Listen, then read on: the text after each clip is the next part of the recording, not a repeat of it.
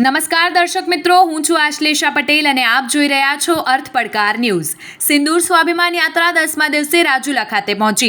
રાજુલા શહેરના શહીદ ચોક ખાતે સિંદૂર સ્વાભિમાન યાત્રા પહોંચતા ભાજપના આગેવાનો દ્વારા સ્વાગત કરાયું। પ્રોજેક્ટ રથ મારફતે સિંદૂર સ્વાભિમાન યાત્રાથી લોકોને માહિતગાર કરાયા।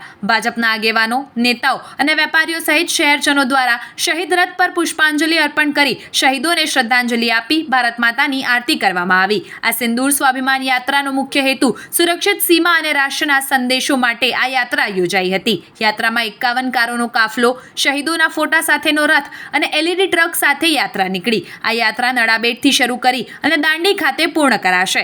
ભાજપના આગેવાનો, કાર્યકર્તાઓ સહિત મોટી સંખ્યામાં લોકો ઉપસ્થિત રહ્યા હતા।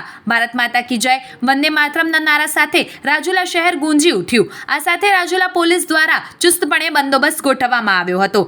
આવા જ અવનવા સમાચારો માટે જોતા રહો અર્થ પડકાર ન્યૂઝ। રિપોર્ટર ઇમરાન શેખ, જાફરાબાદ, અમરેલી। જોતા રહો અર્થ પડકાર ન્યૂઝ અને અમારી ચેનલને લાઇક, શેર ને સબસ્ક્રાઇબ કરવાનું ભૂલશો નહીં।